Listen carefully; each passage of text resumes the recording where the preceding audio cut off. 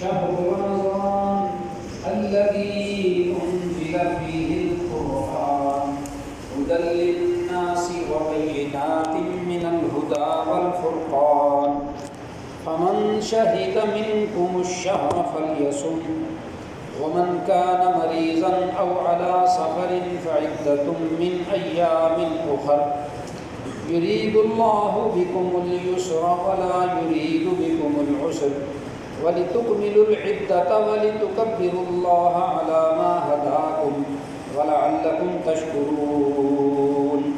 السلام علیکم ورحمۃ اللہ وبرکاتہ.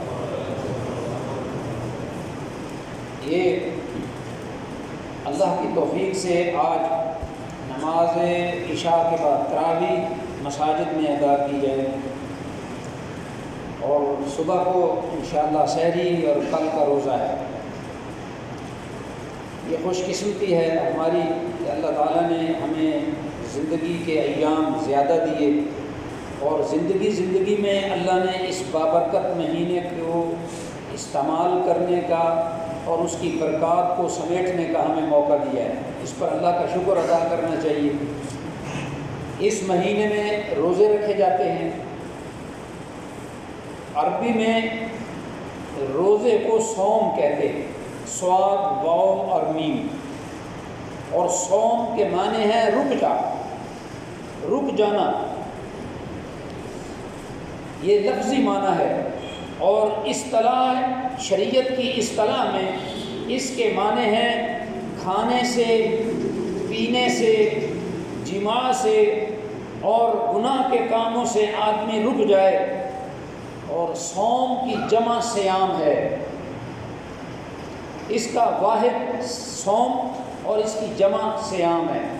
کتب علیکم الصیام، اللہ نے تم پر روزے فرض کیے ہیں، تو وہ صیام صوم کی جمع ہے. اب ایک مسئلہ اور وہ یہ ہے، رمضان کے مہینے کے جو روزے ہیں وہ اللہ نے فرض قرار دیے. جیسے زکوٰۃ فرض ہے، نماز فرض ہے، حج فرض ہے اور روزے بھی اللہ نے فرض قرار دیے ہیں.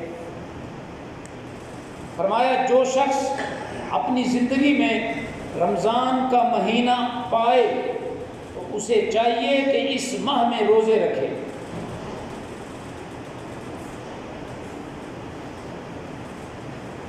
اب تیسرا مسئلہ یہ ہے رمضان کے فضائل. اس کی جو عظمت ہے اس مہینے کی وہ اللہ کی شریعت نے کیا بیان کی ہے. تو اس کا جواب یہ ہے، جب رمضان المبارک کا مہینہ آتا ہے اللہ تبارک و تعالیٰ کے حکم سے جنت کے دروازے کھول دیے جاتے ہیں. یہ اس کی رحمت ہے. جنت کے دروازے کھول دیے جاتے ہیں. رحمت کے اور آسمان کے دروازے بھی کھول دیے جاتے ہیں. جنت کے دروازے، رحمت کے دروازے اور آسمان کے دروازے کھول دیے جاتے ہیں. اب اس کے بالکل متضاد جہنم کے دروازے بند کر دیے جاتے ہیں اور جو سرکش شیاطین ہیں اللہ تعالیٰ کے حکم سے ان کو زنجیروں میں جکڑ دیا جاتا ہے تاکہ وہ زیادہ فحاشی، برائی اور بدعات اور شرک، اللہ کی نافرمانی کا ماحول نہ بنا سکیں. شیاطین کو جکڑ دیا جاتا ہے، سرکش شیاطین کو. چھوٹے چھوٹے جو چیلے ہیں وہ تو آزاد ہوتے ہیں، بڑے بڑے شیاطین جو ہیں جو برائی کے منبع ہیں اور برائی کا نیٹ ورک بناتے ہیں اللہ ان سب کو جکڑوا دیتے ہیں. رمضان کا مہینہ برکت مہینہ ہے، بڑی برکتوں والا مہینہ ہے. اس مہینے میں اللہ نے قرآن مجید کو نازل کیا ہے. اور مہینوں کی بھی برکتیں شریعت نے بیان کی ہیں، لیکن سب سے زیادہ برکت والا مہینہ صرف رمضان المبارک ہے. باقی اس کے مقابلے میں چھوٹے چھوٹے ہیں.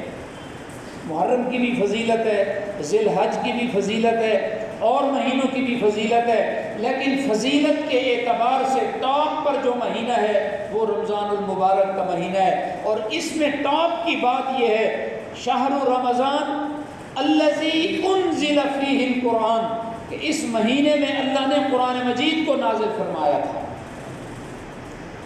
یہ اس کی فضیلت کی وجہ ہے۔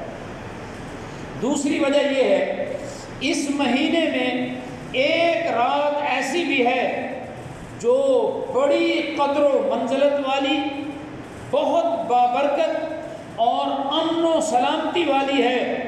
یہ رات 1000 مہینوں کی عبادت سے افضل ہے۔ 1000 مہینوں کو اگر آپ سال میں کنورٹ کریں تو 83 سال سے زیادہ بنتے ہیں۔ 83 سال ایک آدمی مسلسل عبادت کرے اور رمضان کے اندر تاک رات کو اگر وہ پا لیتا ہے اور وہ اللہ تعالیٰ سے اپنی بخشش کروا لیتا ہے تو اس ایک رات کی عبادت 83 سال سے وزنی ہے، اور وہ لیلۃ القدر ہے۔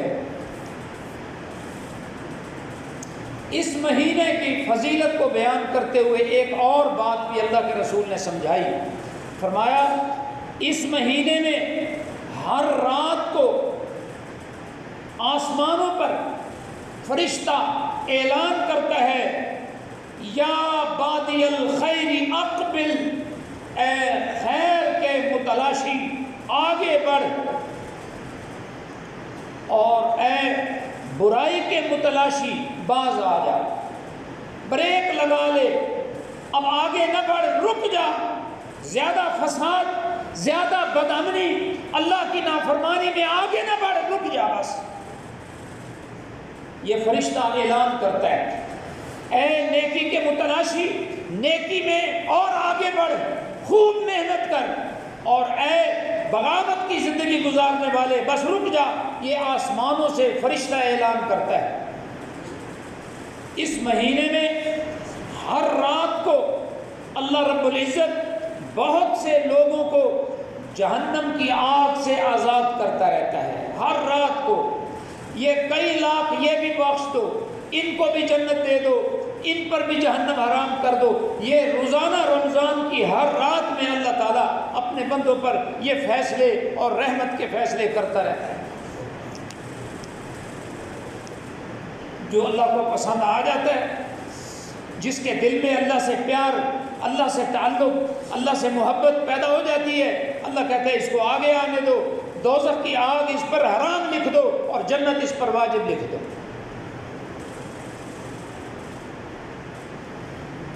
فرمایا الصوم جنہ، روزہ ڈھال ہے۔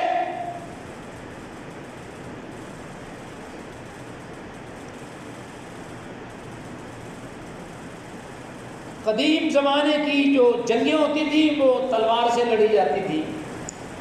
اب ہر لڑنے والا جنگجو ایک ہاتھ میں تلوار اور دوسرے ہاتھ میں لوہے کا پائپ یہاں تک چڑھا لیتا تھا۔ دشمن کا جب وار آتا تو وہ لوہے سے روک دیتا، تلوار ہی کھونڈی کر دیتا، مخالف کی تلوار یا ٹوٹ جاتی یا بیکار ہو جاتی۔ تو یہ ڈھال کہلاتی ہے، ڈھال۔ فرمایا روزہ ڈھال ہے،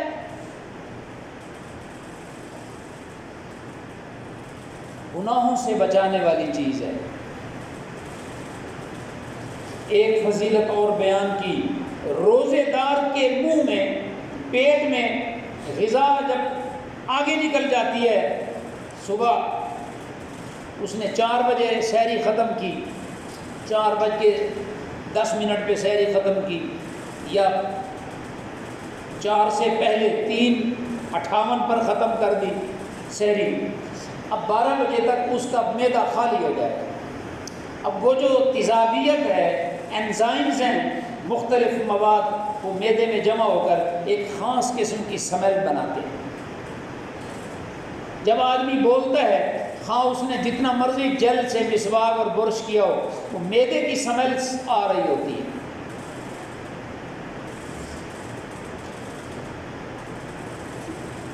آدمی کو اچھی نہیں لگتی، جس سے آپ گفتگو کر رہے ہیں، سامنے والے آدمی کو وہ اپنا منہ پیچھے کرے گا، اسے اچھی نہیں لگتی، لیکن اس میدے کی جو خوشبو منہ سے نکل رہی ہے اللہ تعالیٰ کے نزدیک مشک کی خوشبو سے زیادہ پسندیدہ ہے اور زیادہ قیمتی ہے، کیونکہ اللہ قدردان ہے نا، وہ جانتا ہے کہ یہ بھوک اور پیاس میرے لیے برداشت کر رہا ہے۔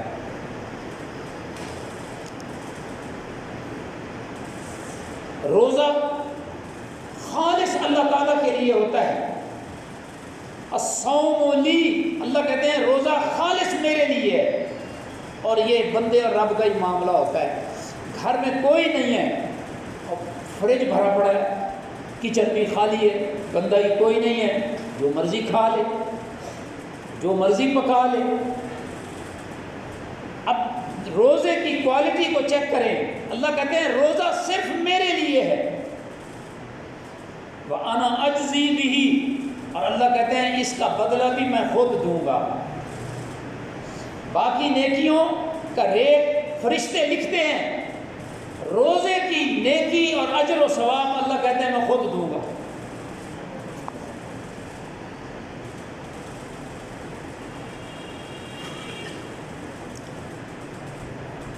رمضان میں نیکیوں کا ریٹ بہت زیادہ ہو جاتا ہے، عام دنوں میں ہر نیکی کا بدلہ 10 گنا سے لے کر 700 گنا تک ہوتا ہے، سوائے رمضان کے۔ روزے کا ثواب اللہ تعالیٰ کو ہی علم ہے کہ وہ کتنا دے گا۔ جتنا آدمی کا تقوی، جتنا کوالٹی، جتنا اخلاص، جتنا توبہ اور استغفار، جتنا خلوص اور للہیت اور انابت اور جھکاؤ اور عاجزی اور اطاعت کا جذبہ زیادہ ہوگا، اللہ تعالیٰ روزے کا اجر و ثواب بھی اتنا بڑھاتا جاتا ہے۔ روزہ دار کے لیے 2 خوشیاں ہیں، للصائم فرحتان، روزہ دار کے لیے 2 خوشیاں ہیں، ایک خوشی اسے اس وقت ہوتی ہے، اور یہ فطرتی بات ہے، اس کا انکار نہیں کر سکتے، بندے کو اس وقت انتہا درجے کی خوشی ہوتی ہے جب وہ دیکھتا ہے کہ روزہ افطار کرنے میں 5 منٹ رہ گئے۔ جیسے جیسے منٹ کم ہوتے جاتے ہیں اس کی خوشی بڑھتی جاتی ہے، یہ ایک خوشی ہے۔ اور فرمایا دوسری خوشی اس روزے دار کو اس وقت ہوگی جب وہ رب سے ملاقات کرے گا اور روزے کا انعام مل رہا ہوگا۔ ثواب، رحمت، برکت اور اجر و انعام سے جب اللہ اس کو پہاڑوں جتنی نیکیاں دے گا، اس وقت بھی اس کی خوشی کمال درجے میں ہوگی اور انتہا کی خوشی ہوگی۔ اللہ ہم سب کو نصیب فرمائے۔ اللہ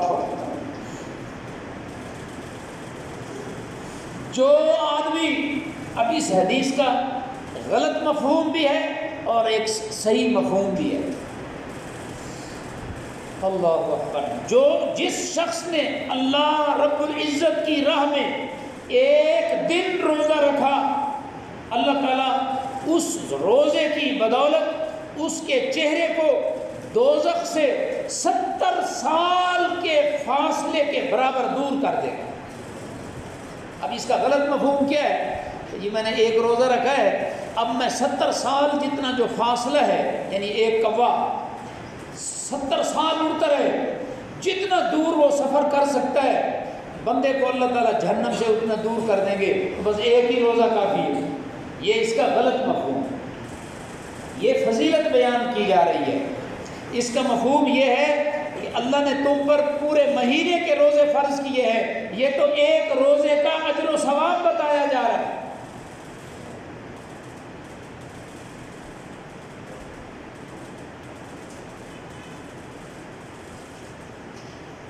ایک روزہ رکھنے پر جہنم سے کتنا دور ہو جاتا ہے؟ جتنا کوئی گھوڑا یا پرندہ 70 سال تک اڑتا یا بھاگتا رہے، جتنا کلومیٹر یہ طے کرے گا اللہ بندے کو دوزخ سے اتنا دور کر دیتے ہیں۔ اللہم اجرنا من النار، اللہ ہمیں جہنم کی آگ سے بچا۔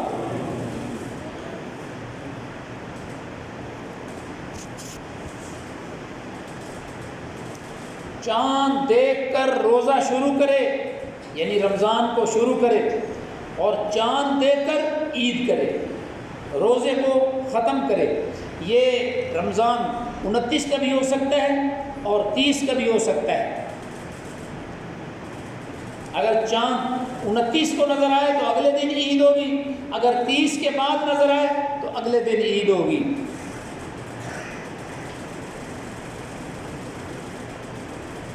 رمضان شریف کے شروع ہونے سے ایک دن پہلے پیشوائی کا روزہ نہ رکھے، استقبال رمضان کا روزہ۔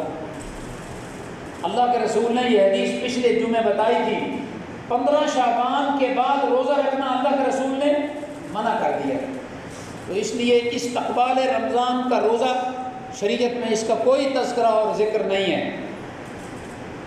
البتہ وہ بندہ روزہ رکھ سکتا ہے جو ان شعبان کے مہینے میں روزہ رکھتا آ رہا ہو۔ مثلا اگر کوئی شخص، اس کی یہ روٹین ہے کہ میرا پیغمبر سوار اور جمعرات کو روزہ رکھتا تھا، میرا پیغمبر ایام 20 کے روزے رکھتا تھا۔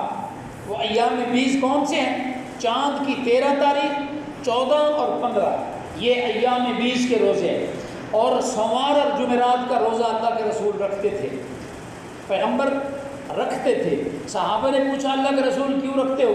اللہ کے رسول نے وجہ بتائی، فرمایا ہفتے بھر کے اندر 2 دن ہیں جب پورے بندے کی زندگی کا، ان کے دنوں کا ریکارڈ فرشتے اللہ کو پیش کرتے ہیں۔ ایک ہوتا ہے صبح کی نماز سے فرشتہ آتا ہے، عصر کی نماز تک اس کی ڈیوٹی ہے، وہ بندے کی ہر حرکت لکھتا جاتا ہے۔ یہ فرشتہ جا کر اللہ کو رپورٹ پیش کر دیتا ہے۔ عصر کے ٹائم دوسرا فرشتہ آ جاتا ہے، صبح والا فرشتہ عصر کو چلا جاتا ہے۔ اب یہ عصر والا عصر سے لے کر مغرب، عشاء، ساری رات صبح کی نماز تک، اس کے آنے تک یہ لکھتا رہتا ہے، اللہ کو رپورٹ پیش کرتا ہے۔ اب سوار اور جمعرات کو بھی 2 دن بندے کے اعمال اور اس کی جو گزرے ہوئے دن ہیں ان کی رپورٹ پیش ہوتی ہے، اللہ کو رپورٹ پیش ہوتی ہے۔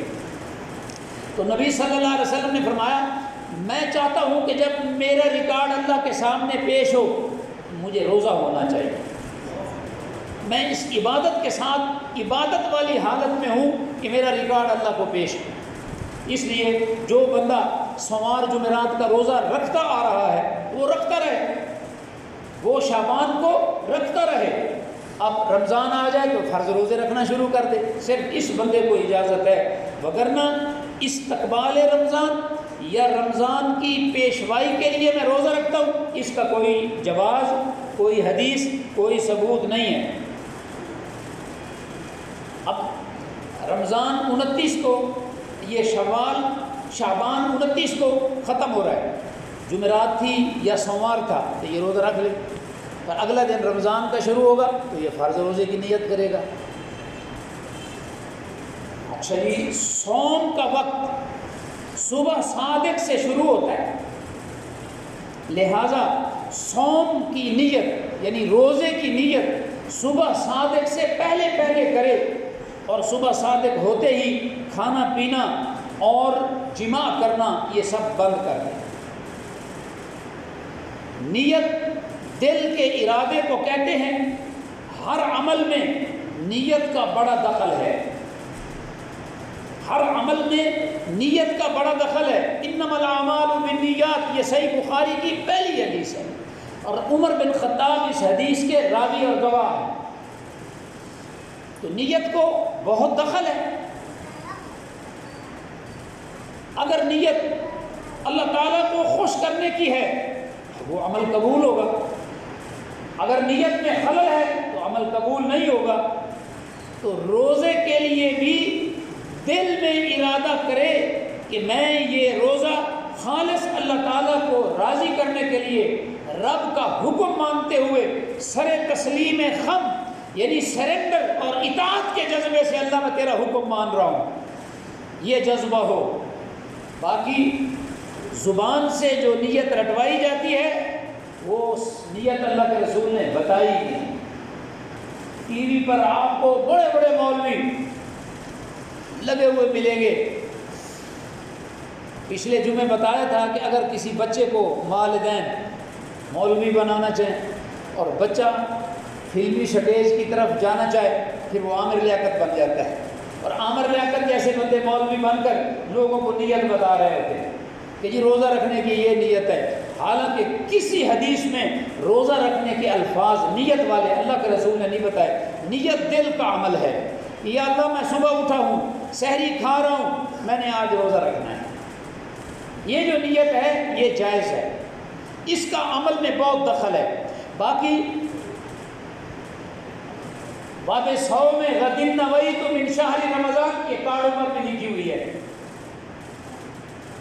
اب پرنٹنگ پریس والے لوگ، ان کا علماء کے ساتھ اٹھنا بیٹھنا تو زیادہ نہیں ہوتا، وہ لے مین سادہ لوگ ہوتے ہیں، مگر انہوں نے یہ دیکھنا ہوتا ہے کہ میرے 5 لاکھ کارڈ بک گئے ہیں تو رمضان کے لیے عید کا پرافٹ جمع کر لیتے ہیں۔ کارڈ جو چھپ کے بک رہے ہیں، قرآن کی کوئی آیت پکڑی، اس کو ڈیزائن کے ساتھ پرنٹ کیا، نیچے انہوں نے افطاری اور سحری کا ٹائم ٹیبل چھاپ دیا، اور آخر میں اپنی تشہیر کر دی کہ یہ بوم پریس کی طرف سے یا فلاں پریس کی طرف سے یہ پیشکش ہے، اور انہوں نے ریٹ دے دیا کہ جی یہ 2.25 روپے کا ایک کارڈ ہے، دھاگا بھی ڈال کے دیا ہوا ہے، اور آگے آپ اس کو 2.5 روپے کا بیچ دیں۔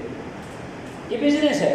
اب ان کو یہ پتہ نہیں ہے کہ یہ حدیث میں دعا بتائی گئی ہے یا نہیں بتائی گئی ہے۔ تو باب 100 میں غدن نویت من شہر رمضان، یہ حدیث میں یہ نیت اللہ کے رسول نے بتائی نہیں، چونکہ یہ دل کے ارادے کا نام ہے تو اس لیے نیت یہاں کھڑی ہے دل کے اندر۔ اب سحری کے مسائل اور افطاری کے مسائل اور روزے کے کچھ متفرق مسائل کو انشاءاللہ ہم جمعہ میں ڈسکس کرتے رہیں گے۔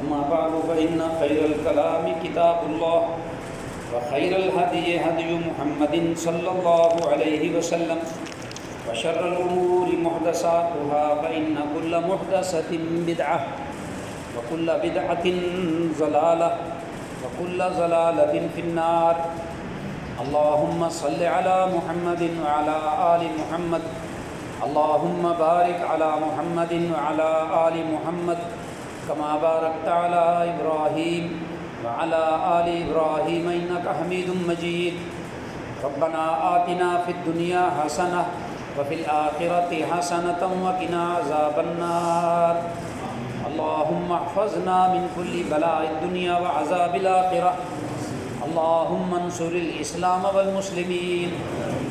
اس دعا کا ترجمہ جانتے ہو؟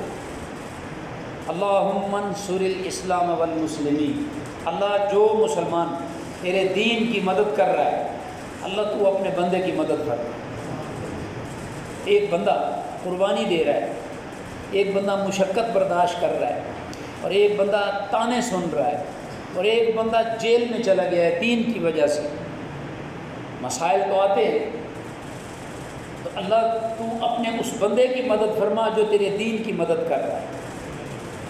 اپنے بارے میں سوچنا یہ ایک سٹائل آف لائف ہے، لیونگ سٹائل ہے، اور ایک ہے اللہ کے دین کے بارے میں پلاننگ کرنا، یہ بھی ایک لائف سٹائل ہے۔ اے اللہ جو بندہ تیرے دین کے لیے مدد کر رہا ہے، تیرے دین کے بڑھانے کے لیے اس کو آبیاری کر رہا ہے، اللہ تو اپنے بندے کی حفاظت فرما اور اس کی مدد فرما۔ اللہ ہمارے سخت گناہ معاف فرما، اللہ ہمارے چھوٹوں کو بھی بخش دے، ہمارے جوانوں کو بھی بخش دے، ہمارے بوڑھوں کو بھی بخش دے، مردوں اور عورتوں کو بھی بخش دے۔ یا اللہ بیماروں کو صحت کاملہ عطا فرما، مسلمانوں کی حفاظت فرما، حرمین شریفین کی رونقیں اللہ بحال فرما۔ اللہ ہمیں عذاب جہنم سے محفوظ فرما، اللہ ہمیں عذاب قبر سے محفوظ فرما، یا اللہ دجال کے فتنہ سے محفوظ فرما، دنیا میں اور آخرت میں جتنی دشوار منزلیں آنے والی ہیں اللہ ان سب کے لیے ہماری حفاظت فرما۔ اللہ اکبر۔ اب آخری ٹائم ہے اور چند منٹ کی کچھ گفتگو اور اہم مسائل ہے۔ دیکھیں بھائیوں، رمضان المبارک کے آنے سے پہلے بنیادی چیز ہے رمضان کی تیاری۔ اب ایک آدمی، یہ دنیا کی مثال ہے، آپ بھی جانتے ہیں، سفر کا معاملہ ہو، کسی مکان، ولا، کاٹیج، کوٹھی، ہاں جی، اور ان کی تیاری ہو، ان کو تعمیر کرنا ہو تو پہلے میٹیریل اور سامان کی اور سارا ڈیزائن، نقشہ، اور محکمے ایم ڈی اے سے پاس کروا لیں یا کارپوریشن سے پاس، یہ ساری تیاریاں کرنی پڑتی ہیں۔ امتحان میں اگر کوئی بندہ ایکسٹرا آرڈنری ذہین ہے، پاس بھی ہو جائے گا، لیکن وہ تازگی، نشاط، مزہ اور احساس اور ہاں جی لذت اور ہاں جی روحانیت وہ نہیں بنے گی۔ پاس تو ہو گیا ہے، لیکن ایک بچہ امتحان کے لیے پوری تیاری کرتا ہے، پھر وہ اعلیٰ نمبر لیتا ہے، اس کا مزہ ہی کمال کا ہے۔ تو ایک ہے کہ جب رمضان آ گیا، آدھا ٹوٹا پھوٹا، ایک آدھا جمعے کا روزہ رکھ لیا اور باقی نہ رکھا، جی روزہ تو گزر جائے گا، عید بھی ہم اچھی طرح کپڑے پہن کر گزار لیں گے، لیکن یہ ایک مومن کا رمضان گزارنے کا انداز نہیں ہے۔ اللہ اکبر۔ تیاری کے بغیر کوئی بندہ امتحان دے لے تو اس کا نتیجہ آپ جانتے ہیں کہ وہ فیل ہی ہوگا، اس نے تیاری نہیں کی ہے، اور اگر وہ پاس بھی ہو جائے تو اس کی وہ فیلنگ نہیں ہوگی جو ایک محنت کرنے پر فیلنگ بنتی ہے۔ تو یہ ایک حقیقت ہے کہ دنیاوی زندگی کے کاموں کے ساتھ ساتھ جو دین کے مسائل اور عبادات کے مسائل ہیں ان میں بھی محنت والا اصول کار فرما ہے۔ جیسے دنیا کے معاملات میں محنت، ایسے دین اور آخرت کے معاملات میں بھی محنت کی ضرورت ہے۔ نماز جیسے اہم فریضے کے لیے اذان اور وضو یہ کس لیے ہے؟ تیاری۔ یہ احساس دیتا ہے کہ اب نماز کے لیے تیاری کر رہی ہے، بندہ اٹھ پڑا ہے، دکان سے باہر آ گیا ہے، اب استنجا کر رہا ہے، اب وضو بنا رہا ہے، اب اذان سنی ہے، گھڑی دیکھی ہے، یہ کیا احساس دیتا ہے؟ تیاری۔ یہ تیاری کا احساس دیتا ہے، وگرنہ سورج کے نکلنے اور ڈھلنے کو دیکھ کر کبھی نمازیں پڑھی جا سکتی ہیں، اور کئی ملک ایسے ہیں جہاں سورج نظر ہی نہیں آتا ہے، اور کئی ملک ایسے ہیں جہاں اذان کی آواز بھی نہیں آتی ہے، اور کئی گھر ایسے ہیں جہاں اذان کی آواز پہنچتی نہیں ہے، وہ ایک ایسے کالونی اور علاقے میں رہ رہے ہیں جہاں مسجد قریب نہیں، اذان ہی نہیں آتی ہے۔ اللہ اکبر۔ میرا ایک عزیز ہے اسحاق خان کا بیٹا، اس کا سسر امریکہ میں تھا، اپنی بیٹی کا رشتہ دیا، حمزہ صاحب اسحاق خان کا بیٹا امریکہ چلا گیا، واپس آ گیا 2 سال کے بعد، دبئی کے راستے سے مجھے ملا، میں اس کو چائے والے ڈھابے پر لے گیا، تو اس نے 2 باتیں کی، کہنے لگا یہاں یہ جو ماحول ہے کہ ڈھابے پر بیٹھ کر گپ شپ ہو رہی ہے، خاندانی معاملات، سفر کے معاملات، معیشت کے معاملات، سیاست کے معاملات، یہ ماحول وہاں نہیں ہے امریکہ میں، وہاں بھاگا داڑھی ہے، بھاگا داڑھی، بندہ جو ہے وہ حیوان کاسب بنا ہوا ہے، گدھا بنا ہوا ہے، کمانے کے لیے مشین ہے۔ کہتا ہے یہ بندہ فارغ ہے، گپ شپ کر رہا ہے، حال حوال بانٹ رہا ہے، کون مر گیا، کون پیدا ہوا، کس کی شادی ہوئی، کیا حالات ہے، یہ وہاں ماحول نہیں ہے۔ ایک تو اس نے یہ بات کی، دوسری بات اس نے کی، اللہ کی مجھے کہنے لگا چاچا دل دی گال دسا، میں کہ دسو، ارے اللہ کی قسم وہاں امریکہ میں کان ہی خشک ہو گئے تھے، اذان کی آواز نہیں آئی۔ میں جب دبئی میں آیا تو اذان کی آواز آئی، اگرچہ میں نماز نہیں پڑھتا مگر میرے دل کو سکون بڑا ملا۔ تو کئی کالونیاں اور گھر ایسے ہیں جہاں اذان کی آواز نہیں پہنچتی ہے، اور اگر اذان کی آواز پہنچتی ہے تو وہ دماغ کو کنیکٹ کرتی ہے کہ آپ نے کوئی کام کرنا ہے، اور وہ کام کیا ہے؟ آپ نے وضو کرنا ہے، سفر کرنا ہے، نماز پڑھنی ہے، مسجد میں جانا ہے، یہ احساس پیدا ہوتا ہے۔ یہ کس سے پیدا ہوتا ہے؟ اذان کی آواز سے، اذان کی آواز سے۔ تو گویا کوئی بھی کام ہو اس سے پہلے تیاری کرنا بڑا ضروری ہے، اور تیاری دو چیزوں کے ساتھ ہوتی ہے۔ تیاری کے دو انداز ہیں، نمبر ایک ذہنی تیاری اور عملی تیاری۔ ذہنی طور پر آپ تیار ہو جائیں، آپ کی سوچ، آپ کا ذہن، آپ کا دھیان، آپ کا احساس اس طرف مڑ جائے اور اپنے اسباب، اپنے گرد ایسے اسباب اور ایسے حالات سے گزریں جس سے آپ ذہنی طور پر اس کام کو کرنے کے لیے فوکس ہو جائیں کہ جی میں نے کرنا ہے، رمضان آ گیا ہے، اب چند گھنٹے باقی ہیں۔ اور تیاری کی دوسری شکل کیا ہے؟ عملی تیاری۔ اب اس کا کیا طریقہ ہو سکتا ہے؟ مرد ہوں یا گھریلو عورتیں ہوں، گھر کی خواتین ہوں جو گھر چلاتی ہے، ان کو معلوم ہے کہ گھر میں اتنا راشن درکار ہے،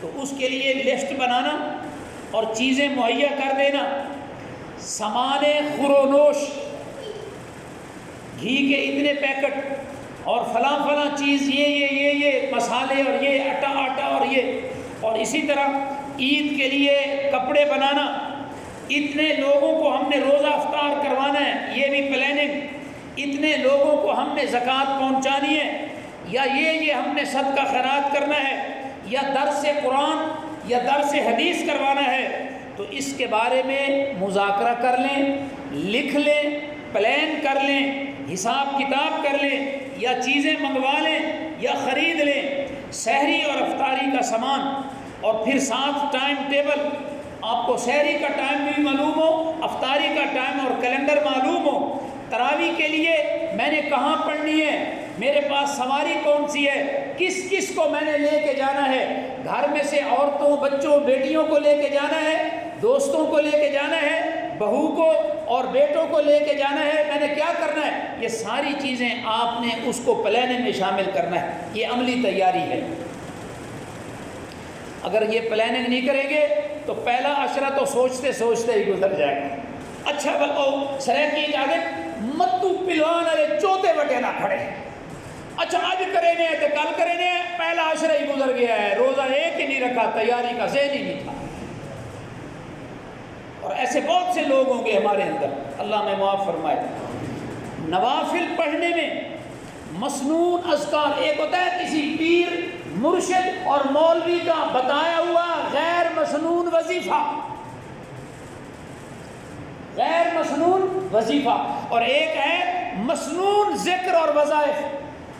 تو بھائی اس کے لیے آپ کے پاس حسن المسلم، پیارے رسول کی پیاری دعائیں، اور آپ کے پاس صبح شام کے اذکار اور قرآن مجید، حدیث کی کوئی بک، مشکات، مسلم، بخاری ہیں جی، اور اسی طرح سے تفسیر القرآن جو تفسیر ہے قرآن مجید کی، یہ کتابیں آپ کے پاس موجود ہوں، مسنون اذکار کرنے ہیں، ان کو آپ لکھ کے رکھیں، جائے نماز کو گھر میں دھو کے رکھیں۔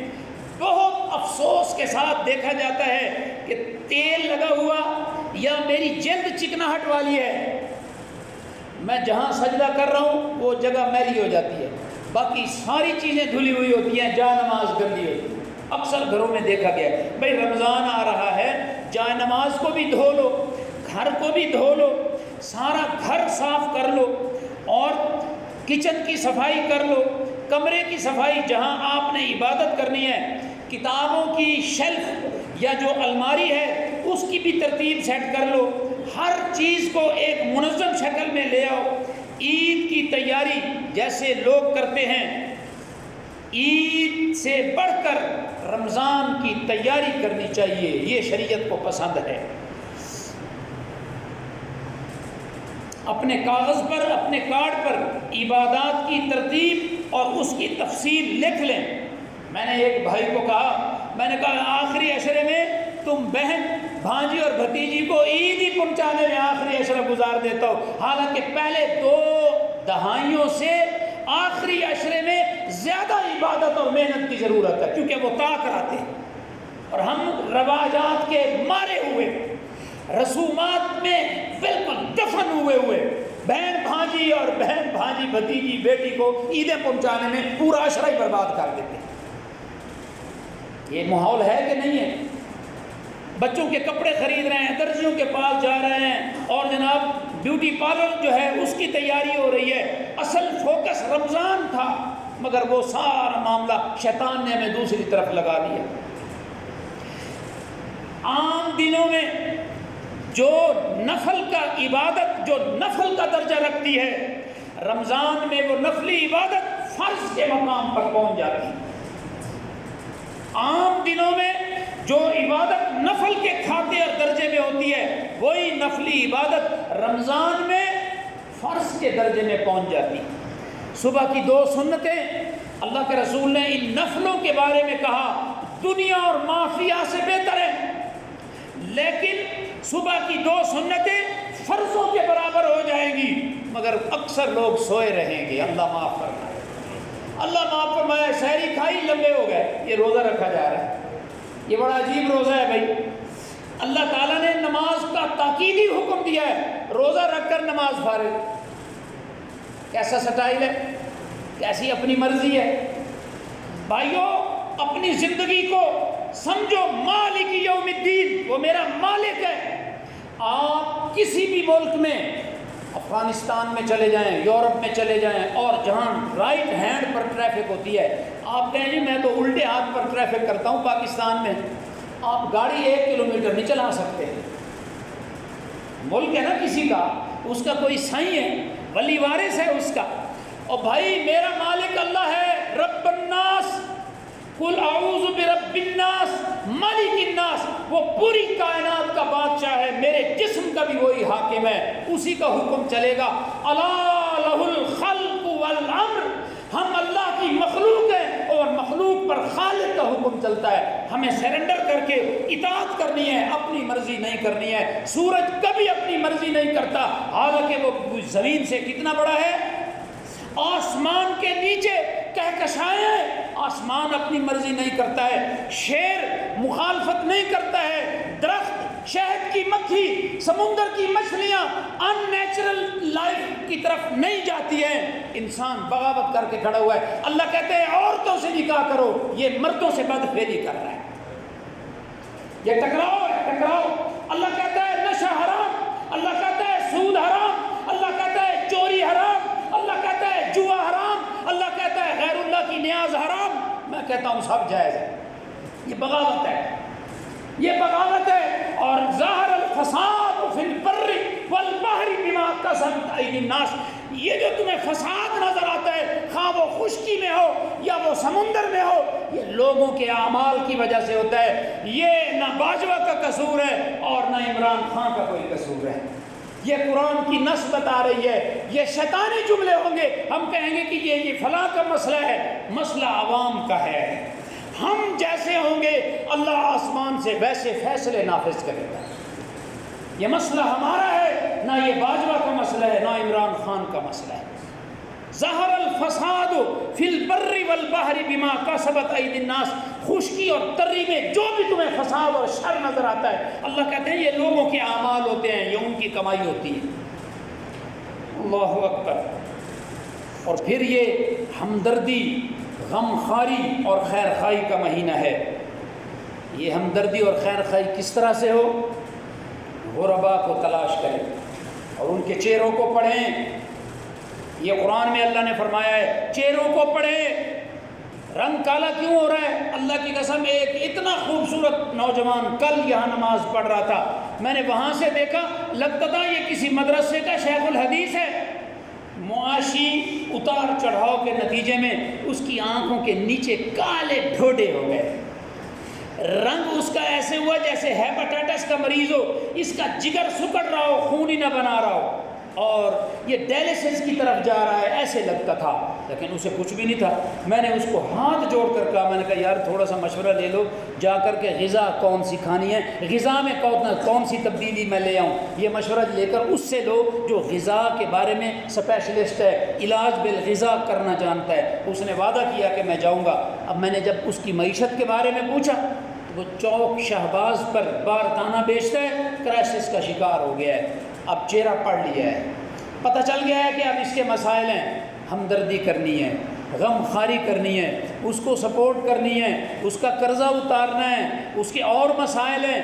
عید پر وہ بچوں سے شرمندہ ہو رہا ہوگا، بچوں نے تو ڈیمانڈ کرنی ہے، اب اس کے پاس وسائل نہیں ہے تو یہ شرمندہ ہوگا، اس سے مدد کرنی ہے، چہرے پڑھنے ہیں، رنگ پڑھنا ہے۔ بھائیو اسی طرح افطار کا مسئلہ ہے۔ میں یہاں تو کم ہی وہ لوگ ہوں گے جن کے آگے ملازم زیادہ ہوں گے، صحیح ضرور، لیکن کم ہوں گے۔ اگر میں یہ جمعہ پڑھا رہا ہوتا نا وابڈا ٹاؤن میں، تو وہاں پر ہر گھر میں سرونٹ، خادم، خدام ان کے موجود ہوں گے، تو وہاں یہ مسئلہ زیادہ فٹ بیٹھتا۔ حضور صلی اللہ علیہ وسلم نے توجہ دلائی سرونٹ پر، خصوصاً رمضان میں زیادہ بوجھ نہ ڈالا جائے جسے وہ اٹھا نہ سکے۔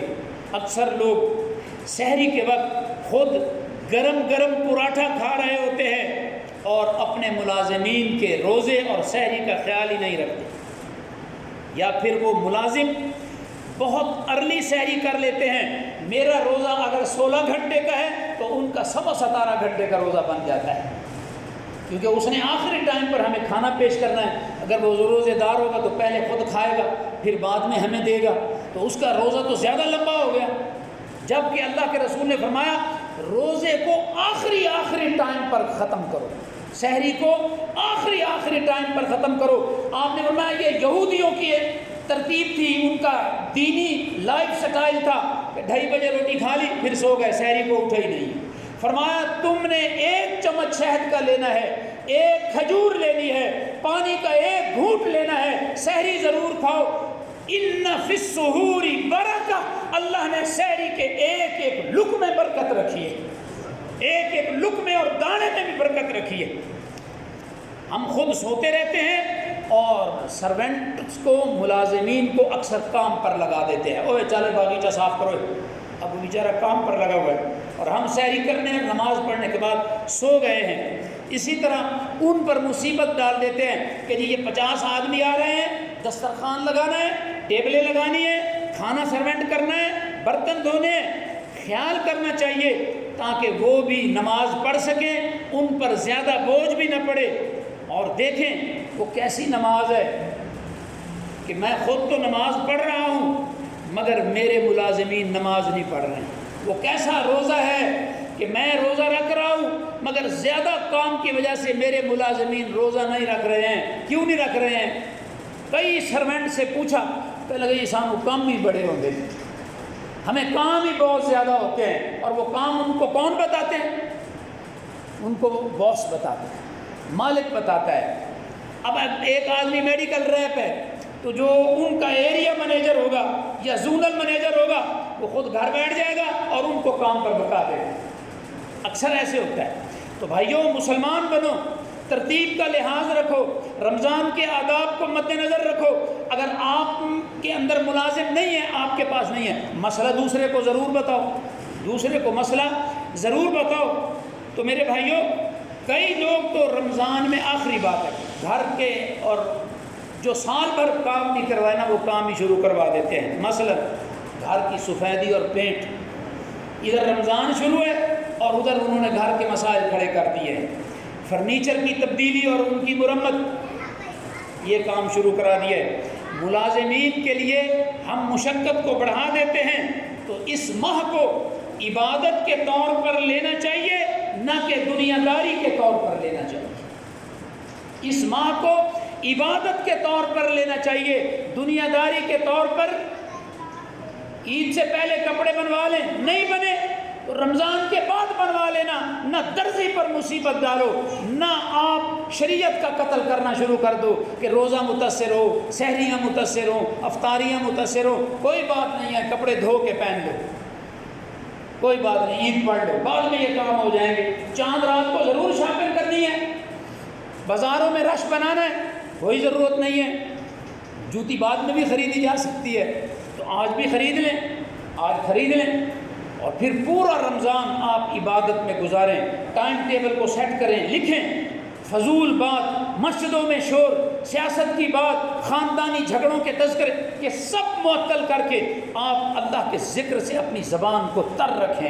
اللہ ہمیں نیکی کے عمل کی توفیق عطا فرمائے۔ سبحان ربک رب العزت۔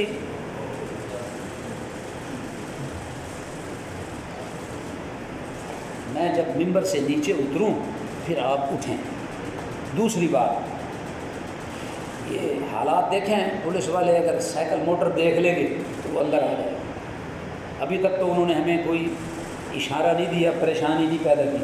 آپ یہ بھی تعاون کریں کہ موٹر سائیکل گلی میں کھڑا کریں، اگر سڑک پر رش ہوگا تو پھر کیا ہوگا، مسجد لاک ہو جائے گا۔ تو وہ جو ہم جو ہے نا زیادہ سہولت کے چکر میں کیک کھانے نکلے تھے، روٹی بھی نہ ملی ہیں، وہ تعاون بھی کیا کریں، یہ آپ خود عقل مندی اختیار کریں۔ اور یہ شریعت کا مسئلہ ہے۔ ایک آدمی پچھلے جمعے باہر سے آیا، یہاں اس نے 2 سنتیں پڑھی۔ اب وہ یہ لوگ جو بیٹھے ہوئے تھے، اب وہ یوں کر کے دیکھ رہے ہیں مجھے، خطیب کو، کیونکہ دیکھنے سے تأثر اور بنتا ہے، اور نہ دیکھنے سے بات ادھوری سمجھ میں آتی ہے۔ تو ادھر کر کے دیکھ رہا ہے، تو بھائی سنتے بار پڑھو، پھر جہاں جگہ ملے وہیں بیٹھ جاؤ، یا پھر آپ کو جلدی آنا چاہیے۔ تو یہ جمعہ اور مسجد کے آداب میں سے ہے جو میں نے بتایا ہے، اور یہ خطیب کے ممبر کے ادب میں سے ہے کہ جب خطبے سے خطیب ممبر سے نیچے اترے پھر آپ اٹھنا شروع کریں۔ سبحان ربک رب العزت عما یصفون وسلام علی المرسلین والحمد للہ رب العالمین۔